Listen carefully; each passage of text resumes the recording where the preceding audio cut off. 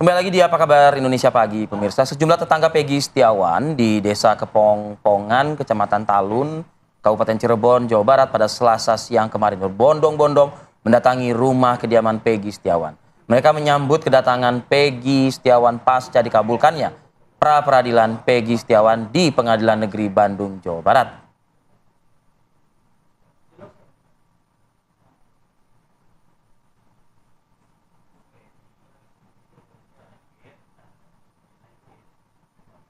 Ya, terlihat memang di kaca masyarakat Desa Kepompongan, Kecamatan Talun ini ingin sekali melihat secara dekat begitu ya kepulangannya Peggy ke rumahnya di Cirebon sesaat setelah Peggy tiba begitu. Sebagian besar warga juga ada yang mengaku mengikuti sidang pra peradilan sejak awal dan mengaku bahagia dengan dikabulkannya pra peradilan oleh Hakim Tunggal Eman Sulaiman.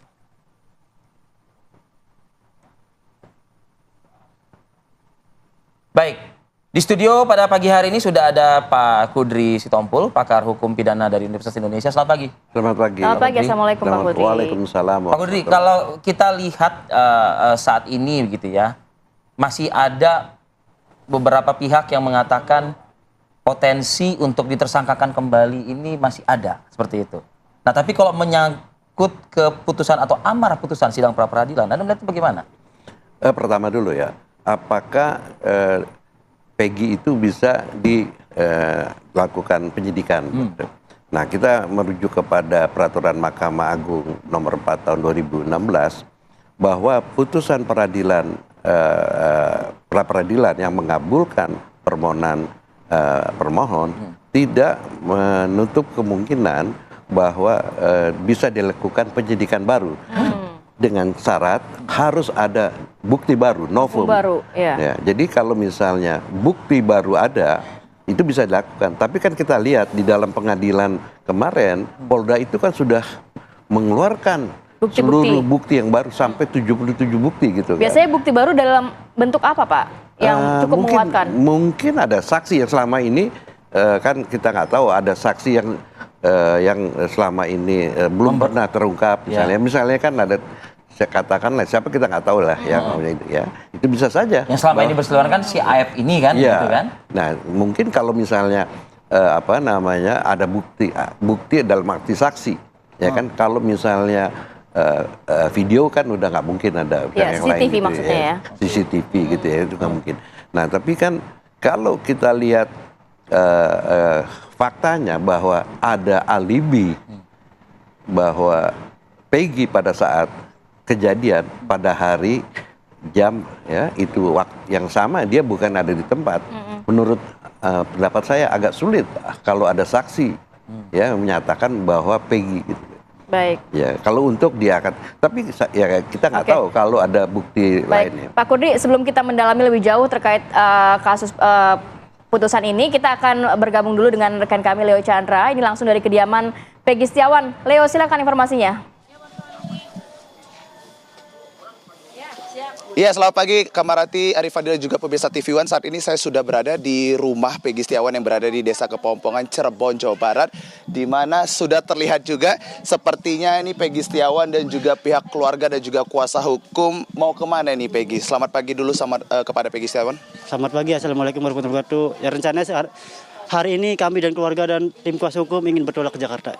Oke, bertolak ke Jakarta, itu agendanya apa nih Peggy? Agenda insya Allah mau menghadiri acara live. Kalau misalkan live-nya silakan tanya ke Bu Yanti saja. Oke. Nah, kemudian Peggy, ini siapa aja yang dibawa selain ada pengacara juga, terus ada ibu, siapa lagi yang ikut ke Jakarta? Ada pihak adik-adik saya, terus ya ada pihak saudara saya sih. Oke.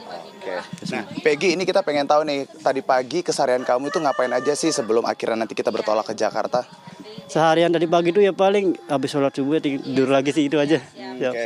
Berarti bisa dikatakan bahwasannya hari ini agendanya Peggy akan bertolak ke Jakarta, begitu akan menghadiri undangan-undangan gitu ya Peggy ya, dari televisi ya Peggy ya?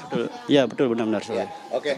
Peggy, ini kita mau ngebahas sedikit kemarin Peggy, penyambutan masyarakat Cirebon antusiasnya begitu ramai, bahkan di rumah masih ada tenda ya Peggy ya. Ini bisa diceritakan Peggy sedikit ke pemirsa bagaimana penyambutan dari warga Cirebon? Ya, alhamdulillah penyambutan dari warga Cirebon itu dan warga sekitar sini sangat meriah sekali. Alhamdulillah sekali. Saya juga masih dengan nyangka aja tuh. Ternyata bisa semeriah ini gitu. Alhamdulillah sekali. Saya sangat bahagia dan sangat terharu. Oke. Peggy, kita boleh berbincang juga dengan boleh. Ibu Kartini. Ibu Kartini, selamat pagi Ibu, sini. Pelan-pelan Ibu. Ibu Kartini, pagi ini mau kemana dan sudah rapih ini Bu? Mau kemana Bu? Ya rencananya sih mau ke Jakarta bareng sama Peggy sama keluarga. Iya. Nah, pagi ini sama siapa Bu? Ada pihak kuasa hukum juga katanya yang hadir ya, kata Peggy ya Bu ya? Ya ada Pak Tony, ada Bu Yanti, ada Ibu Sri, ada Bapak siapa Pak? Pak Ahyana. Oke. Ibu, kita mau berbincang sedikit dengan Ibu Sugianti, ini juga selaku kuasa hukumnya Peggy ya. Selamat pagi Ibu. Pagi, Iya. Mas Leo. Iya. Ini tadi kan ada informasi dari Peggy dan juga Ibu ya. Ibu bakal bertolak ke Jakarta. Agendanya apa Bu nih? Hari ini kita dapat undangan dari Metro TV untuk Peggy Setiawan klarifikasi kemarin ke pulangannya dari Polda Jabar. Iya. Setelah pasca keluar dari Polda. Oke. Ibu kan kemarin juga sempat ketemu dengan Pak Camat, begitu Pak Kades, begitu yang juga hadir dalam menyambut Peggy ya. Nah, bagaimana nih kata Pak Camat dan juga Pak Kades terkait dengan pulangnya Peggy?